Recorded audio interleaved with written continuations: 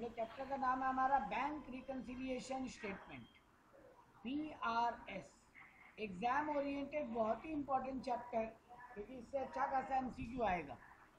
इस पार्ट से अच्छा एमसीक्यू आता है, और मतलब लॉजिकल आता है, कैलकुलेटिव आता है और अच्छा एमसीक्यू आता है। मतलब ऑलमोस्ट ये चैप्टर तुम्हारा 5 से 8 नंबर कवर करेगा एमसीक्यू में।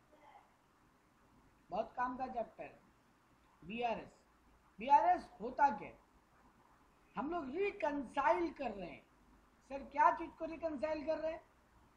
आप लोग जानते हो, आप लोग जो अकाउंट मेंटेन करते हो बैंक में पैसा आने जाने का, उसको आप लोग कैश बुक का बैंक कॉलम बोलते हो। कैश बुक बैंक कॉलम हम लोग मेंटेन करते हैं एज अ बिजनेसमैन। इसको बिजनेसमैन का अकाउंट डिपार्टमेंट संभालता है, इसमें एंट्री करता है ना। ये बात पता है सबको।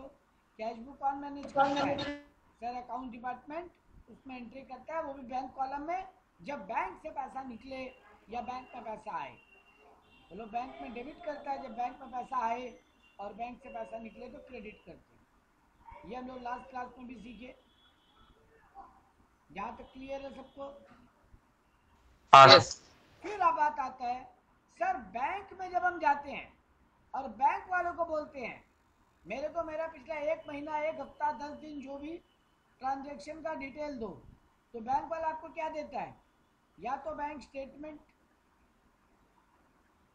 आजकल बहुत सारे बैंक पासबुक कैशबुक नहीं करते, वो बैंक स्टेटमेंट देते हैं।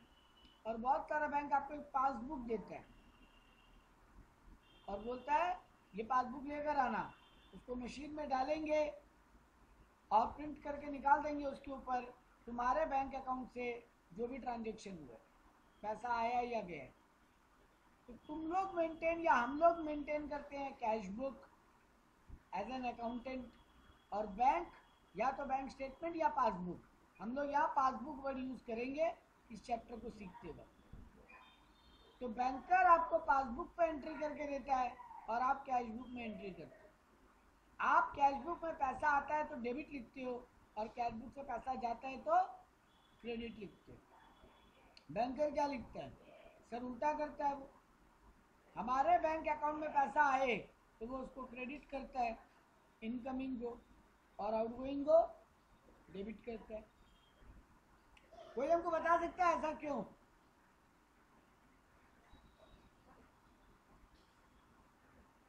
बोलो, ट्राई करो।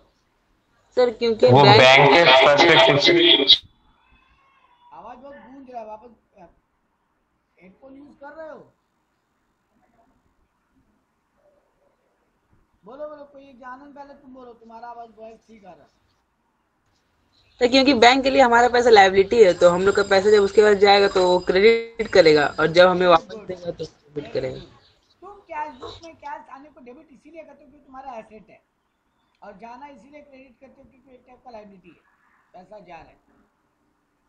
वैसे ही बैंक भी, बैंक की नज़र में तुम्हारे अकाउंट में पैसा घुसना मतलब बैंक का एक लायबिलिटी क्रिएट हो गया। अब अगर तुम पैसा लेने आए तो तुमको देना पड़ेगा। वैसे ही बैंक अकाउंट में डेबिट होना मतलब बैंक तुम्हारे अकाउंट को रिड्यूस कर रहा है, तो यानी बैंक का लायबिलिटी कम हो रहा है एक तरीके से। मेरे बैंक अकाउंट में 10,000 रुपया था, अब अगर हम बैंक से निकालने जाते, बैंक वाले को हमको 10,000 रुपया देना पड़ता, बैंक का लायबिलिटी होता। लेकिन क्योंकि हम 2,000 का पेमेंट करवा दिए कोई, अब मेरे बैंक अकाउंट में 8,000 बैलेंस है, तो हमको बैंक वाला 8,000 रुपया देगा अगर अभी हम बैंक से पैसा लेने जाए तो। यानी बैंक वाले का लायबिलिटी कम हो गया, तो वो बैंक की नज़र में एक तरीके से एसेट हुआ। बैंक बैलेंस तुम्हारा कम होना बैंक वाले के लिए एसेट है, तुम्हारा बैंक बैलेंस बढ़ना बैंक वाले के लिए लायबिलिटी है। और तुम्हारे लिए रिवर्स, तुम्हारा बैंक बैलेंस बढ़ना तुम्हारे लिए एसेट है, और बैंक बैलेंस कम होना एक टाइप का लायबिलिटी है। ये लॉजिक क्लियर है? ये हमारा बेसिक कल्चरल लॉजिक है कि सर बीआरएस में हम लोग कैश बुक और पासबुक दो चीज़ मेंटेन करवाते हैं। कैश बुक हम लोग मेंटेन करते हैं, पासबुक बैंक मेंटेन करते हैं। अब प्रॉब्लम क्या होता है ना बेटा, कुछ एक रीजंस ऐसा है, कुछ एक ऐसा रीजंस है कि तुम्हारे हिसाब से बैंक में जितना बैलेंस है मतलब कैशबुक का बैंक कॉलम के हिसाब से बैंक में जितना बैलेंस है उतना बैंक स्टेटमेंट या पासबुक के बैंक कॉलम के हिसाब से बैलेंस नहीं है, मिसमैच हो रहा है, बैलेंस डिफरेंट आ रहा है दोनों में। सर क्या क्या रीजन हो सकता है? देखो पहले वो जेन्युइन रीजन का बात करते हैं। पहले बोला item not appearing in the passbook, ऐसा बहुत सारा ट्रांजेक्शन हो सकता है जो तुम्हारे कैश बुक में तो दिखाई दे रहा है, लेकिन जब तुम बैंक स्टेटमेंट या पासबुक का प्रिंट आउट लेकर आए वहां पे तुमको वो आइटम या वो अमाउंट दिखाई नहीं दे रहा, वो ट्रांजेक्शन तुमको दिखाई नहीं दे रहा। क्या क्या रीजन हो सकता है? नंबर 1, तुम चेक इशू किए, मान लो संतोष पॉल एंड एसोसिएट, ये एक बिजनेस का नाम है। हम संतोष पॉल के यहाँ काम किया, संतोष पॉल हमको चेक दिया, तो संतोष पॉल एंड एसोसिएट तुरंत अपने कैश बुक में क्या करेगा, उसका किधर लिखेगा उसको? बोलो। क्रेडिट। मान लो 28 जनवरी को ये हमको वो चेक दिए, तो तुरंत क्रेडिट में लिख देगा। मान लो हमको 5,000 का चेक दिया तो तुरंत वो अपना 5,000 रुपया क्रेडिट में लिख देगा। उसके हिसाब से क्या हो गया, बैलेंस सीडी रिड्यूस, उसके हिसाब से बैलेंस सीडी रिड्यूस हुआ। लेकिन नीरज 31 जनवरी तक बैंक में गया ही नहीं, उसको लगा चेक तो 3 महीने वैलिड होता है, चले जाएंगे 2-4 दिन बाद, अभी टाइम नहीं है। ये बीआरएस तुम चेक कर रहे हो या रिकंसाइल कर रहे हो, रिकंसाइल करना मतलब बैच करना या डिफरेंसेस निकालने के लिए बैठना, वो जो तुम कर रहे हो वो है 31 जनवरी। नीरज बैंक में गया मान लो 2 फरवरी या 10 फरवरी या गया ही नहीं, तुम कैश बुक में एंट्री कर चुके हो बट बैंक में तो वो अमाउंट माइनस हुआ ही नहीं, बैंक में वो अमाउंट क्रेडिट हुआ ही नहीं, सॉरी डेबिट, बैंक में अमाउंट डेबिट हुआ ही नहीं। तो ये एक रीजन हो सकता है डिफरेंस का कि हम पार्टी को चेक दिए, पार्टी बैंक गया ही नहीं। उल्टा भी हो सकता है, चेक हम डिपॉजिट करने भेज दिए बैंक में। जनरली अगर तुम बैंक में चेक डिपॉजिट करने भेजते हो तुम्हारे अकाउंट में पैसा आने में कितना टाइम लगता है? अगर वो दूसरा बैंक का चेक है, बता सकते हो जनरली कितना दिन लगता है? अगर हम संतोष पॉल एंड एसोसिएट को एक चेक दिया 3,000 रुपया का, मेरा बैंक आईसीआईसीआई बैंक और एसपी एंड एसोसिएट का बैंक अकाउंट है एसबीआई में, तो वो अपने बैंक अकाउंट में चेक जमा करने भेजेगा अपने आदमी को देके कि नीरज चेक देकर गया, जाओ आकाश इस चेक को बैंक में डाल दो। ये चेक से पैसा एसपी एंड एसोसिएट अकाउंट में आने में अप्रोक्सीमेटली कितना टाइम लग जाता है? 2-3 दिन, मिनिमम, मैक्सिमम 2 दिन, कभी कभी 1 दिन। आजकल बैंकिंग सिस्टम थोड़ा फास्ट हो गया है तो कभी कभी 2 दिन वरना ज़्यादातर 1 दिन। अब मान लो हम 30 जनवरी को चेक दिया और 30 जनवरी था सैटरडे, एक एग्जांपल ले रहा है खाली, 30 जनवरी को हम एसपीएन एसोसिएट को 3,000 रुपये का चेक दिया।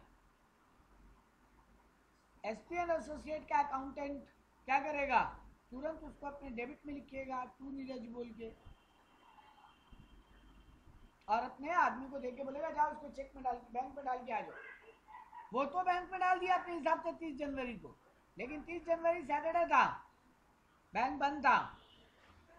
31 जनवरी भी संडे, बैंक बंद। 1 फरवरी को चेक जाके जमा हुआ और 2 फरवरी तक उसके अकाउंट में पैसा आया। ये पॉसिबल है बिल्कुल। तो बेटा जी आपके कैश बुक के हिसाब से तो आपका बैलेंस बढ़ गया, लेकिन बैंक में अब तक इसका एंट्री नहीं हुआ, तो बैंक के हिसाब से आपका बैलेंस अभी भी कम है। तो check deposited but not credited by bank, ये भी एक रीजन हो सकता है। इरोजन बैंक पासबुक मतलब कोई रीजन से बैंक का गलती से बैंक उसको एंट्री लेना ही भूल गया, बैंकर का मिस्टेक। सर ये बहुत कम होता है, ये बहुत कम होता है, बट हो तो सकता है, होने को ना थोड़ी ना। बैंकर का गलती रह गया, अकाउंटेंट का, तुम चेक जमा देकर आए या विड्रॉवल करके आए, उसको एंट्री करने भूल गया। सर ये बहुत रेयर चांस है, लेकिन हो सकता है। तो इसके रीजन से भी तुम्हारे तो कैश बुक में एंट्री हो गया, लेकिन बैंक बाय मिस्टेक एंट्री नहीं किया। पहला दोनों मिस्टेक नहीं है बेटा, वो नेचुरल टाइम फ्रेम है जिसमें ये चीजें होती है, ये मिस्टेक नहीं है। बट यहाँ मिस्टेकनली बैंक एंट्री नहीं लिया। सर कई बार बैंक को स्टैंडिंग इंस्ट्रक्शन होता है। स्टैंडिंग इंस्ट्रक्शन क्या होता है बेटा? ये नाम सुने हो कभी?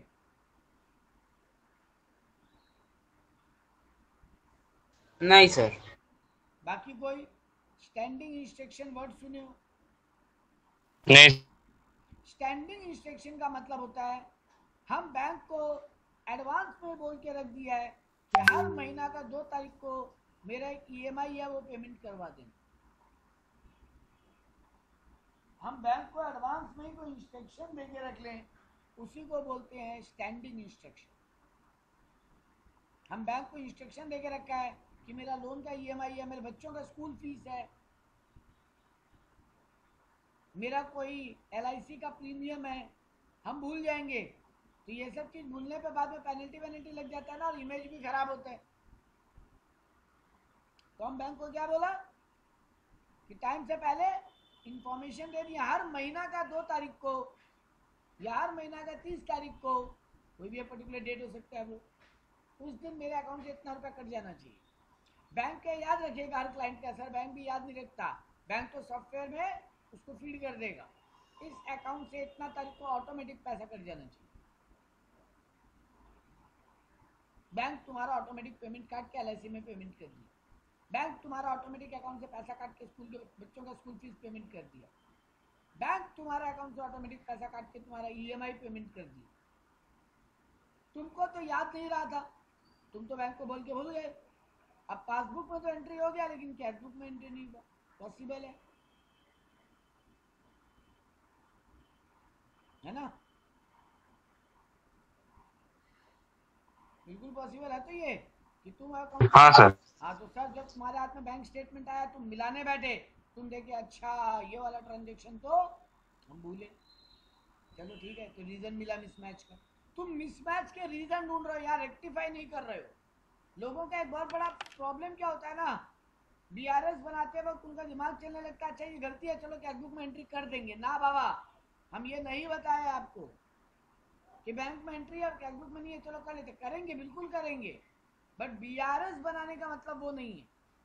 बीआरएस बनाने का सिर्फ और सिर्फ एक ही लॉजिक है, वो कौन कौन सा ट्रांजेक्शन है जिसके कारण डिफरेंस क्रिएट हो रहा है, उनको एक जगह रिकॉर्ड करना।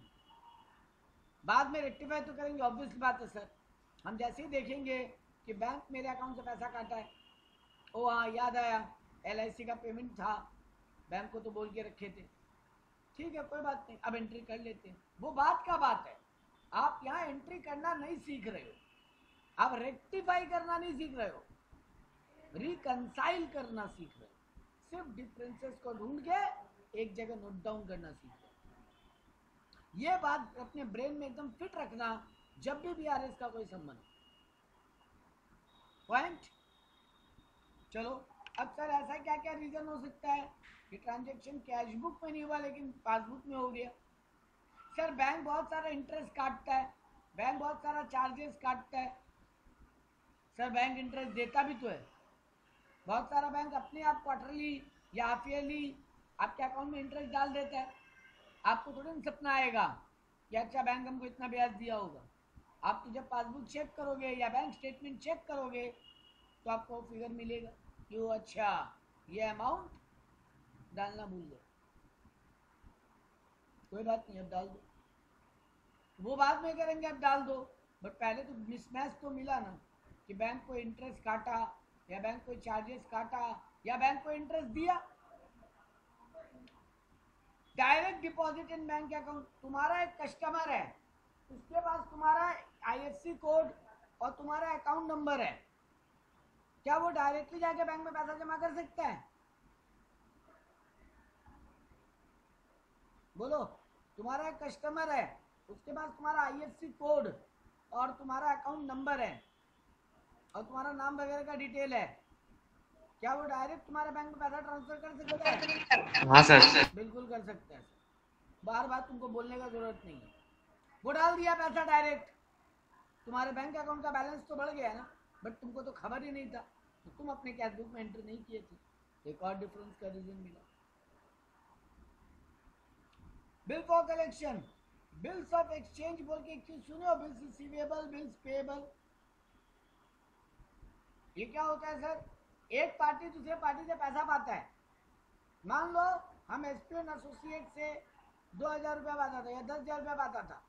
हम एसपीएन एसोसिएट को बोला भाई मेरा पेमेंट करा, बोला अभी नहीं हो पाएगा, 3 महीना बाद होगा। हम बोले अरे वाह, 3 महीना बाद फिर तुम मुकर गए तो हम कैसे विश्वास कर ले? तुम बोला एक काम करो, एसपीएन एसोसिएट बोला एक काम करो, एक डॉक्यूमेंट होता है, वो देखो एक ग्रीन कलर का पेपर जिसके ऊपर वो 10 रुपया का या 100 रुपया का एक नोट जैसा फोटो बना हुआ रहता है, स्टैम्प पेपर। हाँ सर। वो स्टैम्प पेपर पे लिख के ले आओ। कौन लिख के लाएगा? जो पैसा पाता है वही, वो लिख के लाएगा। हम लिख के लाएगा मतलब Neeraj. Santosh Paul and associate will pay Neeraj ₹10,000। 3 महीना बाद बोला आज कितना डेट है सर? आज 12 अगस्त है। 3 महीना कब होगा? 12 सितंबर, 12 अक्टूबर, 12 नवंबर, है ना? तो 12 नवंबर हम उस पर डेट लिख लेगा कि 12 नवंबर को संतोष पॉल एंड एसोसिएट हमको 10,000 रुपया देगा। उस टाइम पेपर पे लिख के ले आया और संतोष पॉल एंड एसोसिएट के ओनर से साइन करवा लिया, जो भी वहाँ के रिप्रेजेंटेटिव है उससे साइन करवा लिया, और वो पेपर अपने पास रख लेते हैं। और जिस दिन मेच्योरिटी का डेट आएगा, मतलब वो 12 नवंबर, उस दिन जाएंगे और एसपीएन एसोसिएट से पेमेंट वसूल कर लेंगे। वो एक टाइप का एविडेंस है, एविडेंस है वो एक टाइप का बहुत बड़ा। अब अगर हमको उस दिन एसपीएन एसोसिएट पैसा देने मना किया, वो इतना लीगल डॉक्यूमेंट है, इतना बड़ा लीगल डॉक्यूमेंट है कि हम उसके बेस पे आराम से कोर्ट केस कर सकते। और वो ये भी नहीं बोल सकता किस बात का पैसा, काहे का पैसा, कौन सा पैसा। वो साइन करके दिया है तो अब हमको आगे कोई प्रूफ करने का दरकार नहीं है कि किस बात का पैसा। वो चुपचाप हमको पेमेंट देगा, क्योंकि वो स्टैम्प पेपर ही अपने आप में एक प्रूफ है, लीगल डॉक्यूमेंट है।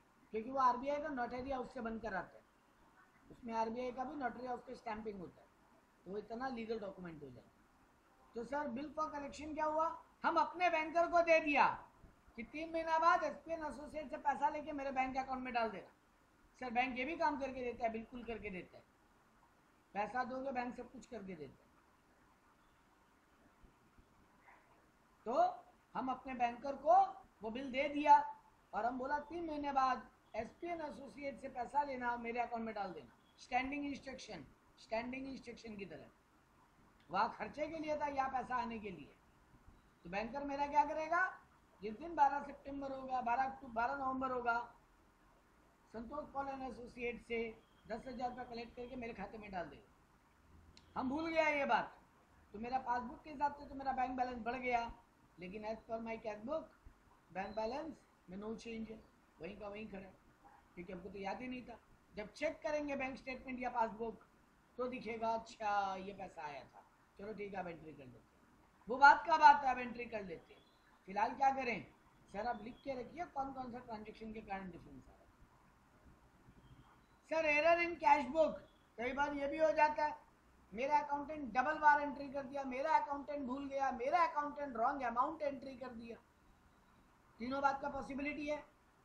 मेरा अकाउंटेंट चेक जमा करने भेजा, अपने यहाँ लिखना भूल गया। मेरा अकाउंटेंट चेक इशू किया, अपने यही लिखना भूल गया, डबल बार लिख लिया एक ही एंट्री को गलती से। या फिर अमाउंट कम बेसी लिख लिया, 1200 लिखना था, 1 जीरो ज़्यादा लिख दिया, 12,000 कर दिया। 1200 लिखना था, 1 जीरो कम कर दिया, 120 लिख दिया। तो कैश बुक में और पासबुक में डिफरेंस ऑफ अमाउंट आ जाएगा, आना ही पड़ेगा सर। आपका कैश बुक में गलती हुआ है बैंक। अब एक बात ध्यान रखना बीआरएस चैप्टर के लिए, अगर एक जगह का मिस्टेक बताया है तो दूसरे जगह का मिस्टेक एज्यूम मत कर लेना। वो अच्छा हम नहीं किए, हो सकता बैंक भी तो नहीं किया होगा, ऐसा नहीं होता। तुमको जो एरर बोला है तुम एरर को कभी एज्यूम नहीं कर सकते।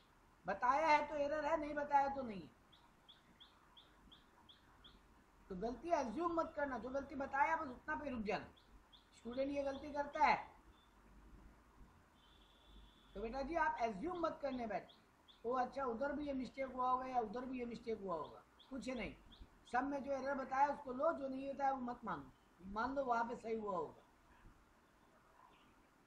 ठीक है, तो ये सब कुछ एक रीजन हो सकता है जिसके कारण बीआरएस मैच नहीं। तो सर अब हमको क्या करना है एग्जाम में? मैच नहीं किया तो नहीं किया, नहीं बेटा जी, आपको वो गलतियों को रिकॉर्ड करना है। रिकॉर्ड करने का फॉर्मेट ये होता है, देखो bank reconciliation statement as on 31 March 2021, जिस दिन बना रहे उस महीने का। अब एग्जाम में तुमको क्या होगा, तुमको कोई एक बुक का बैलेंस देगा, या पासबुक का या फिर कैश बुक का। अब तक ये तो समझ में आया था, दो बुक है, पासबुक और कैश बुक। या तो पासबुक बैलेंस देगा तुमको सम, या तुमको सम कैश बुक बैलेंस देगा। अब आ जा रहे हैं प्रैक्टिकल अप्रोच पे। थ्योरेटिकली कहानी खत्म इस चैप्टर का, प्रैक्टिकल करना है और अगला 15-20 मिनट में चैप्टर डन हो जाएगा, फिर खाली सम्स करना है। मेरा 2 लाइन थ्योरी देगा, मेरा 2 लाइन लॉजिक। अगर वो 2 लाइन लॉजिक पे कंट्रोल आ गया, इस चैप्टर से आसान चैप्टर कोई नहीं है। और अगर वो 2 लाइन लॉजिक पे कंट्रोल नहीं आया तो इस चैप्टर से गंदा चैप्टर कोई नहीं है। ये स्कूल डेज में मेरा ऑल टाइम फेवरेट चैप्टर था, मेरे को बड़ा मजा आता था चैप्टर करने, क्योंकि उसमें दिमाग चलाने में बड़ा मजा आता था। सर चलिए पहले 2 लाइन थ्योरी के पहले आपको एक बात बताना है। एक बात बोलिए, अगर हम बोलते हैं पासबुक क्रेडिट बैलेंस, मतलब ये फेवरेबल बैलेंस है कि नेगेटिव बैलेंस है?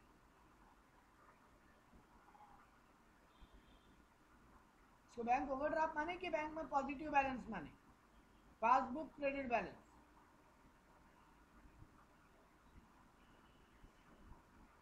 बोलिए बोलिए, गलती होने दीजिए, गलती होने से डरेंगे कोई फायदा नहीं है अकाउंट पढ़ के, फिर जिंदगी में कुछ और कीजिए। सब बैलेंस है। अगर हम बोलते हैं मेरा पासबुक बैलेंस दिया हुआ है क्रेडिट बैलेंस, तो बताओ एज पर बैंक स्टेटमेंट ये पॉजिटिव बैलेंस है कि नेगेटिव बैलेंस है? सब positive. Very good, positive balance है, इसको फेवरेबल बैलेंस बोलते हैं। और यही कैश बुक डेबिट को फेवरेबल बोलेंगे, फेवरेबल या पॉजिटिव। कैश बुक का डेबिट बैलेंस और पासबुक का क्रेडिट बैलेंस दोनों ही फेवरेबल होता है। वहीं पासबुक का डेबिट बैलेंस मतलब बैंक ओवरड्राफ्ट बता रहा है, बैंक में नेगेटिव बैलेंस है, यानी अनफेवरेबल बैलेंस है। और अगर कैश बुक का क्रेडिट बोल रहा है मतलब अनफेवरेबल या नेगेटिव बैलेंस है as per your cash book. As per your cash book bank में अनफेवरेबल या नेगेटिव बैलेंस है, या जिसको बैंक ओवरड्राफ्ट बोलते हैं। तो सर पासबुक क्रेडिट या कैश बुक डेबिट मतलब फेवरेबल, और पासबुक डेबिट और कैश बुक क्रेडिट मतलब अनफेवरेबल। ये बात कवर अप है, एकदम कंट्रोल में है। नहीं है तो बिंदास बोलो।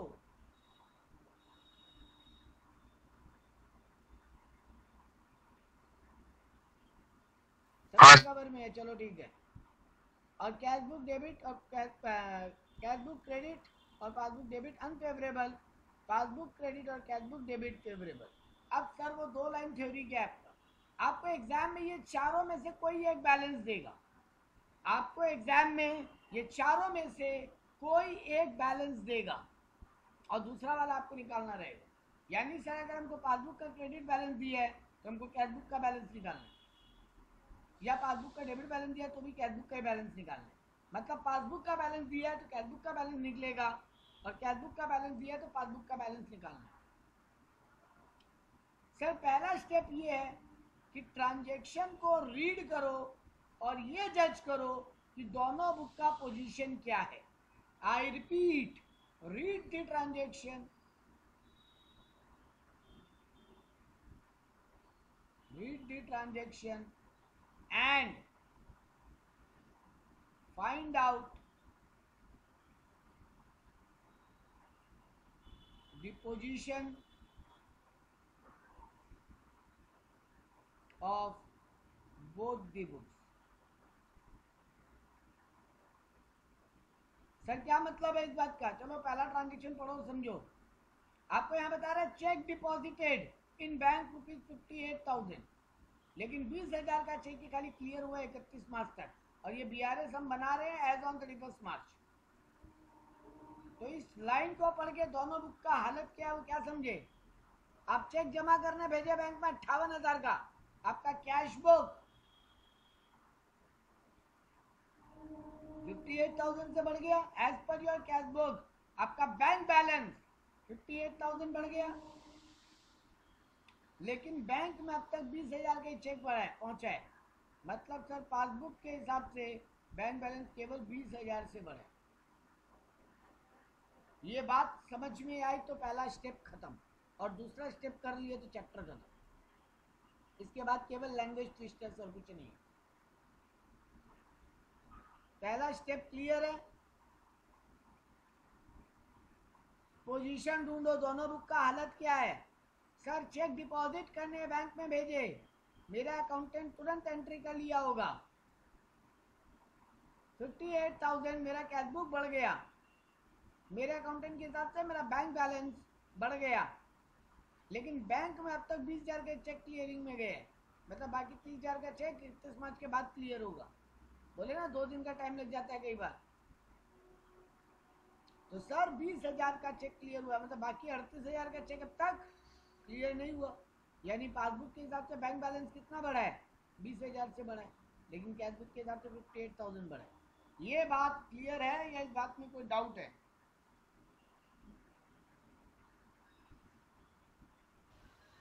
क्लियर है। क्लियर है। तो पहला स्टेप आपका खत्म।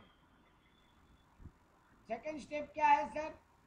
जिस बुक का बैलेंस दिया है ओपनिंग में, उस बुक को अप डाउन कर सकते हो। सेकंड स्टेप, ऐड या लेस उसी बुक में कर सकते हो। I repeat, the book of which balance is given, you can add और less to that book only.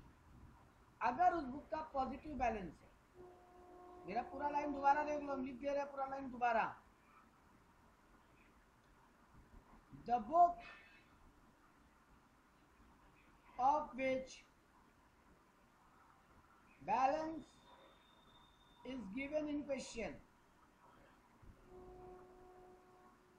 only in that book we can add or less, उसी book में add less कर सकते हैं। अगर if positive balance of that book is given, if positive balance of that book is given, sir negative balance देगा तो क्या करेंगे? ऑपोजिट वाला बुक को अप डाउन कर लो, बस यही है BRS। पहले ढूंढो कौन से दोनों बुक का पोजीशन क्या है। अब सर किस बुक को बैलेंस करना है, दोनों को इक्वल लाना है, तो दोनों को इक्वल लाने के लिए किस बुक को अप डाउन कर सकते हैं? जिस बुक का बैलेंस गिवन है, अगर वो पॉजिटिव बैलेंस है तो। अगर नेगेटिव बैलेंस गिवन है किसी बुक का, तो ऑपोजिट वाले बुक को अप डाउन कर सकते हैं। मेरा थ्योरेटिकल लॉजिक क्लियर है, प्रैक्टिकली भी इसको अप्लाई करेंगे इस पूरे सम के ऊपर। थ्योरेटिकली लॉजिक क्लियर है सबको?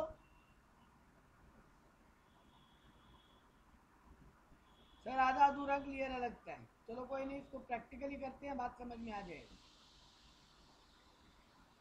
तो चलो पहला वाला ये मेरे को देखो, पहले तो ओपनिंग बैलेंस किसका दिया है क्वेश्चन में।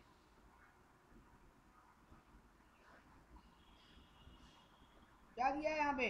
The overdraft balance as per passbook. Negative की पॉजिटिव, कौन सा बैलेंस दिया है? नेगेटिव। कौन से बुक को अप डाउन कर सकते हैं? Cash book. हाँ, यही बोलना चाहते थे। और यही अगर पासबुक का नॉर्मल बैलेंस देता, favourable balance, positive balance, credit balance देता, तो सर पासबुक को अप डाउन कर सकते हैं, एडलेस उसी बुक्स में कर सकते हैं। चलो अब करते हैं। यहाँ सर पासबुक का ओवरड्राफ्ट है। पहले एक बार इस सम्स को पासबुक ओडी बोल के बनाते हैं, फिर एक बार पासबुक फेवरेबल बोल के बनाते हैं, फिर एक बार कैश बुक नेगेटिव बोल के बनाते हैं, और एक बार कैश बुक फेवरेबल बोल के बनाते हैं। तो सर पहले जो गिवन है उसी से कीजिए। चलो, bank overdraft as per passbook, यानी पासबुक का नेगेटिव बैलेंस गिवन है, तो पहला काम ये करोगे कि यहाँ पे ले जाके लिख दो कि overdraft balance as per passbook balance लिख दो। अब 2 कॉलम ड्रॉ कर लो, ऐड और लेस।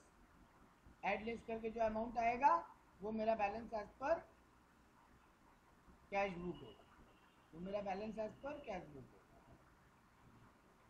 ठीक है, चलो पहला ट्रांजेक्शन में क्या हुआ सर, आपका कैश बुक 58,000 से बढ़ गया, लेकिन आपका पासबुक 20,000 से बढ़ा। कितना का गैप है, 38,000। Balance as per passbook overdraft given है, मतलब हम कैश बुक को अप डाउन कर सकते हैं। तो बेटा मेरा कैश बुक 58,000 से बढ़ा हुआ है, लेकिन मेरा पासबुक 20,000 से बढ़ा हुआ है। दोनों को इक्वल लाने के लिए क्या करें सर, कैश बुक को रिड्यूस कर दीजिए, क्योंकि आप कैश बुक को एडलेस कर सकते हो। सेकेंड स्टेप में उसी बुक को आप डाउन कर सकते हो जिसका बैलेंस गिवन है या जिसका बैलेंस लेके चल रहे हो। यहाँ पे पासबुक का ओवरड्राफ्ट है, यानी हम कैश बुक को लेके चल रहे हैं। तो हम कैश बुक को क्या करें, हम दोनों को इक्वल लाने के लिए, मेरा पासबुक 20,000 से बढ़ा है, जबकि मेरा कैश बुक 58,000 से बढ़ गया है। तो सर 38,000 से कैश बुक ज़्यादा ऊपर है, कैश बुक ऊपर है, पासबुक नीचे है, पहला स्टेप खत्म। अब सर हम यहाँ पे कैश बुक के बैलेंस को मॉडिफाई कर सकते हैं, एडलेस कर सकते हैं। तो उसको इक्वल लाने के लिए क्या करें, कैश बुक को रिड्यूस कीजिए। कितना अमाउंट से, 38,000 से। तो ये देखो, check deposited but not clear, language एकदम क्वेश्चन से पिक करना, कोई झमेला नहीं है। 58 माइनस 20 करके 38 लेस कॉलम में लिख दी, क्योंकि कैश बुक को रिड्यूस कर। चलो नेक्स्ट, चेक इशूड। हम 3 चेक इशू किए हैं, एक 25,000 का चेक, एक 38,000 का चेक और एक 20,000 का चेक। लेकिन ड्यूरिंग द मंथ मतलब मार्च महीने में, लेकिन चेक केवल 58,000 स्टिल विद द सप्लायर। मतलब सप्लायर कितने रुपए का चेक केवल बैंक में डाला है सर, पहला 25,000 का, बाकी 38,000 और 20,000 यानी 58,000, ये वाला चेक सप्लायर अब तक बैंक में डाला ही नहीं। Question clear. अब क्या करें सर, पहले पहला स्टेप फॉलो कीजिए, दोनों बुक का पोजीशन क्या है। तुम 3 चेक इशू किए, 25, 38 और 20।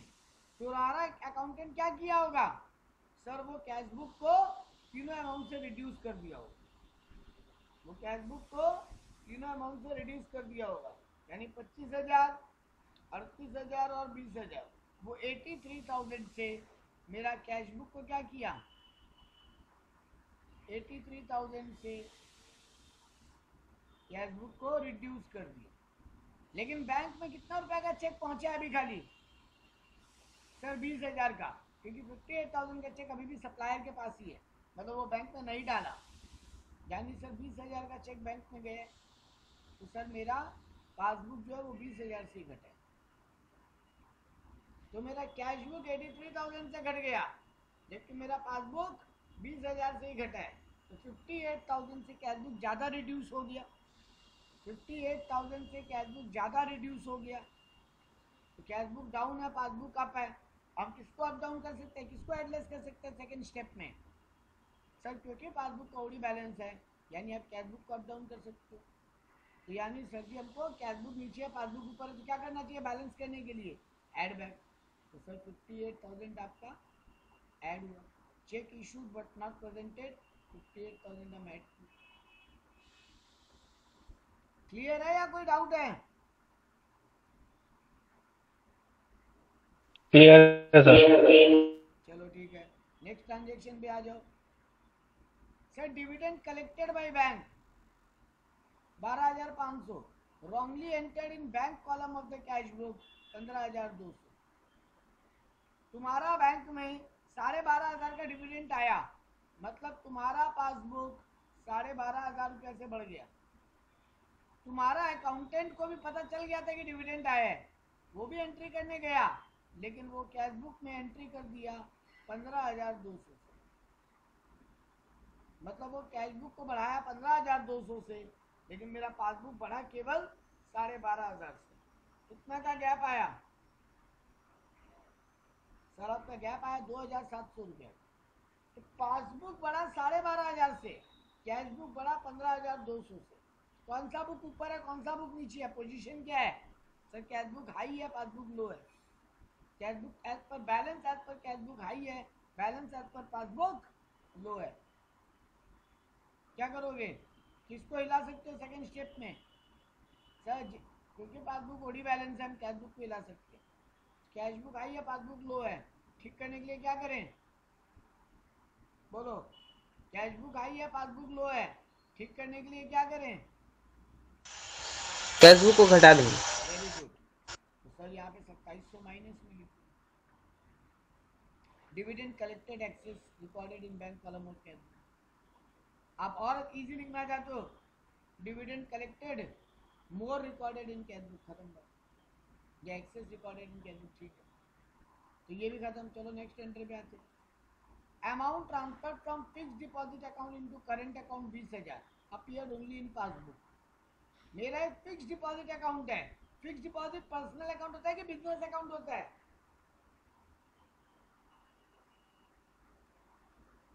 फिक्स्ड डिपॉजिट पर्सनल अकाउंट होता है सर।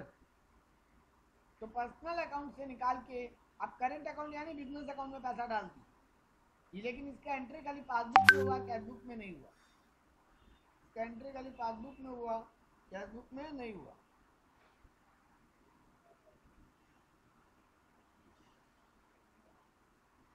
तो तुम्हारा पासबुक 20,000 से बढ़ गया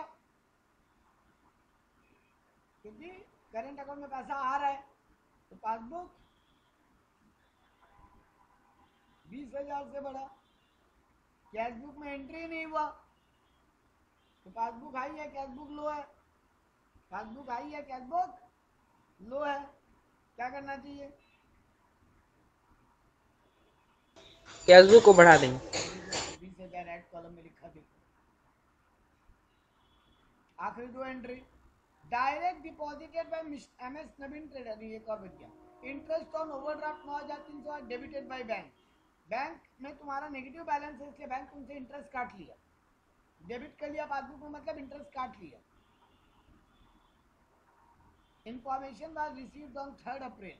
हम BRS बना रहे 31 मार्च को, हमको इस बात का जानकारी लेकिन 3 अप्रैल को हुआ। 31 मार्च के दिन क्या पोजीशन है? सर बैंक में आपका पैसा काट लिया तो पासबुक गिर गया। बैंक अगर पैसा काट लिया मतलब पासबुक गिर गया 9,300 रुपया से। कैश बुक में कोई एंट्री नहीं हुआ क्योंकि कैश बुक को पता ही नहीं था ये बात। कैश बुक एंट्री किया 3 अप्रैल को, 31 मार्च के दिन तक एंट्री नहीं हुआ, हमको 31 मार्च तक मतलब है। उसके बाद क्या हुआ मेरे काम का नहीं है। तो सर 3 अप्रैल के दिन एंट्री हुआ, 31 मार्च के दिन तक कुछ पता नहीं। तो मेरा पासबुक लो है, कैश बुक हाई है, क्योंकि पासबुक में पैसा कट गए। पासबुक लो और कैश बुक हाई है अभी।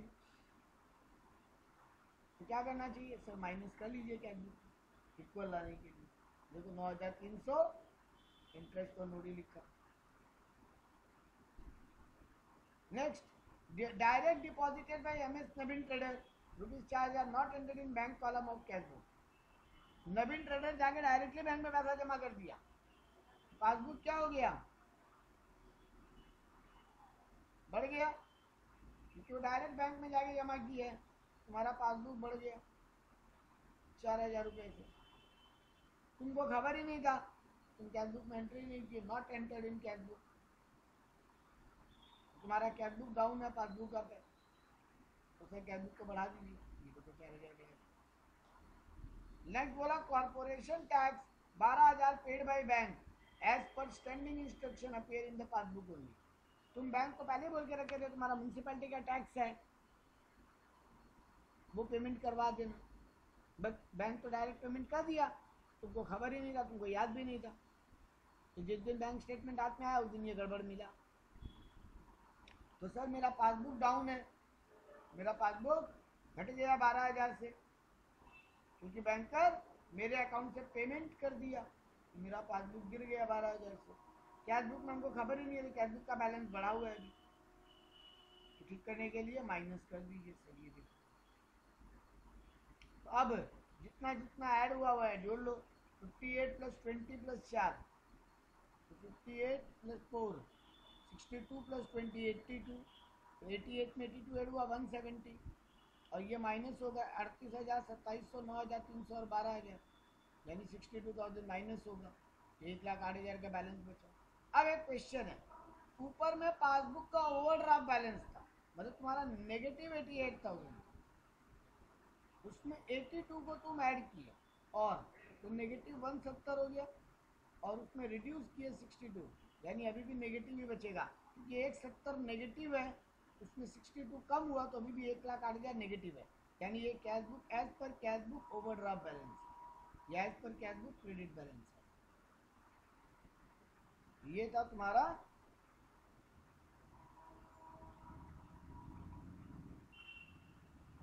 BRS। अगर यहाँ पर हम इसको बोलते इसी सम में सर, जल्दी जल्दी ये सम को अब उल्टा भी करके देखते हैं एक बार, चलो।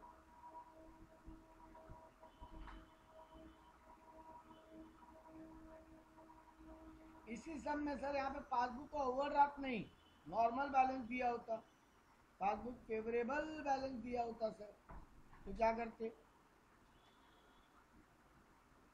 अगर इसी सम में पासबुक का नेगेटिव बैलेंस नहीं देके पासबुक फेवरेबल बैलेंस दिया होता सर, तो इसको अप डाउन करते सेकेंड स्टेप में, बोलो। अगर यहाँ पासबुक फेवरेबल बैलेंस दिया होता क्वेश्चन में, तो सेकेंड स्टेप में किसको अप डाउन करते? पासबुक को। पासबुक को अप डाउन करते, तो कर दो चलो। चेक डिपॉजिट हुआ बैंक में 58,000 का, लेकिन बैंक में केवल क्लियर हुआ 20,000, तो सर मेरा पासबुक बढ़ गया, सॉरी कैश बुक बढ़ गया 58,000 से, लेकिन सर मेरा पासबुक बढ़ा केवल 20,000 से। कैश बुक बढ़ा हुआ, पासबुक कम है, ठीक करने के लिए क्या करते? ऐड करते, क्योंकि एज पर पासबुक चल रहे हैं। देखो यहाँ पे जो माइनस में लिख के 38 वो प्लस में आ जाता, यहाँ प्लस 38 होता। सर चेक इशूड वे 25,000, 38,000, 20,000, लेकिन 58 का अभी भी चेक सप्लायर के पास है, यानी 58,000 का चेक का डिफरेंस आ रहा है, तो मेरा कैश बुक कम हुआ 58,000 से, लेकिन पासबुक कम हुआ केवल 25,000 से, सॉरी 83,000 से, तो ये कम हुआ 25, तो 58 का गैप रह गया, तो मेरा पासबुक डाउन है, कैश बुक अप है, नहीं उल्टा बोल दिया सर, कैश बुक डाउन है, पासबुक अप है, क्योंकि कैश बुक के हिसाब से 83,000 रुपीज निकल गया, लेकिन पासबुक के हिसाब से अभी केवल 25,000 निकला है, तो मेरा कैश बुक डाउन है, पासबुक अप है, तो माइनस करेंगे। देखो जो यहाँ 58 ऐड क्यों हुई, उसकी जगह माइनस में लिखते, यहाँ 58,000 माइनस आता। Dividend collected by bank 12,500 wrongly entered as 15,200 in cash book. Sir मेरा पासबुक बढ़ा है 12,500 से, जबकि कैश बुक बढ़ गया 15,200 से, 2,700 रुपये से कैश बुक आई है। अगर यहाँ फेवरेबल बैलेंस पर पासबुक होता तो ये 2,700 रुपया ऐड होता, ये देखो तुम यहाँ 2,700 माइनस में डाले, वो ऐड में चला जाता। Amount transfer to FD into current account, passbook balance बढ़ गया, कैश बुक बैलेंस अभी भी डाउन है, अब बैलेंस आपका पासबुक लेके चल रहे हैं, सर हमको माइनस में लिखना पड़ता 20,000, ये 20,000 देखो यहाँ ऐड में है, इसकी जगह ये माइनस में चला जाता, यहाँ 20,000 माइनस होता। सर एक ओवरड्राफ्ट का इंटरेस्ट 9,300 पासबुक काट लिया, मतलब पासबुक रिड्यूस है, कैश बुक आई है, हम बैलेंस आपका पासबुक लेके चल सकते हैं, ऐड कर देते 9,300, तो ये देखो 9,300 जो माइनस में लिखते उसकी जगह ऐड में आ जाता। सर डायरेक्ट डिपॉजिट हुआ नवीन ट्रेडर का, सर पासबुक बढ़ा हुआ है, मेरे को एंट्री का पता नहीं था, तो कैश बुक डाउन है, हम बैलेंस आपका पासबुक लेके चल रहे हैं, ये 4,000 ऐड की जगह माइनस में लिख देते, यहाँ 4,000 माइनस होता। वैसे ही अगर 12,000 बैंक डायरेक्ट पेमेंट कर दिया है स्टैंडिंग इंस्ट्रक्शन पे, मेरा पासबुक डाउन है, कैश बुक अप है, हम ऐड कर देते 12,000। तो यही है BRS। आपको देखना है कौन से बुक का बैलेंस गिवन है, अगर पॉजिटिव बैलेंस गिवन है तो उसी को एडलेस करेंगे, अगर उस बुक का नेगेटिव बैलेंस गिवन है तो अदर बुक को एडलेस करेंगे। 2 स्टेप में पूरा चैप्टर है। पहला स्टेप दोनों बुक का पोजीशन है क्या उस ट्रांजेक्शन के कारण, कौन अप है कौन डाउन है, और दूसरा स्टेप किस बुक को अप डाउन कर सकते हैं, तो ऐड कर लो एलएस कर लो, अल्टीमेटली आपका सम यही है BRS। क्लियर है कंसेप्चुअली? सर ये पुट करने के बाद लास्ट में क्या करेंगे सर, वो एक बार और बोल दीजिए। चलो लास्ट में क्या करेंगे देखो बेटा, तुम यहाँ देखो, तुम कौन सा बैलेंस ऊपर में लिखा है, पासबुक ओवरड्राफ्ट ना, मतलब हाँ सर। तुम्हारे हिसाब से बैंक बैलेंस नेगेटिव 88,000, ठीक है, तुम उसमें और 82 ऐड कर लिया, मतलब वो नेगेटिव हो गया 170। ऐड वाला आइटम को छोड़ के ऐड कर लेंगे और लेस वाला आइटम को लिख के माइनस कर देंगे, तो अल्टीमेटली जो बैलेंस बचेगा, ऊपर कौन से बुक का बैलेंस है, पासबुक, तो नीचे हमेशा कैश बुक का बैलेंस आएगा। ऊपर अगर कैश बुक होता तो नीचे पासबुक का बैलेंस आता, जिसका नाम यहाँ लिखे हो उसका अपोजिट वाला बुक का नाम यहाँ आएगा बैलेंस में। अब सर ये पॉजिटिव बैलेंस आ रहा है कि नेगेटिव आ रहा है, वो ध्यान देने वाला बात। 88 नेगेटिव है, उसमें और 82 ऐड कर लिए तो 170 नेगेटिव हो गया। 170 नेगेटिव में से अगर 62 पॉजिटिव हटा भी दोगे तो वापस अभी भी जो बचा होगी तो नेगेटिव बैलेंस ही है ना, हाँ या ना? Yes sir. ये कैश बुक नेगेटिव बैलेंस आएगा, क्रेडिट बैलेंस, ठीक। ठीक है सर। यही है BRS। अब इसमें 1 2 3 4 5 6 7 सम दिया आपके बुक के हिसाब से, ये सातों सम बनने ही चाहिए ताकि वेडनेसडे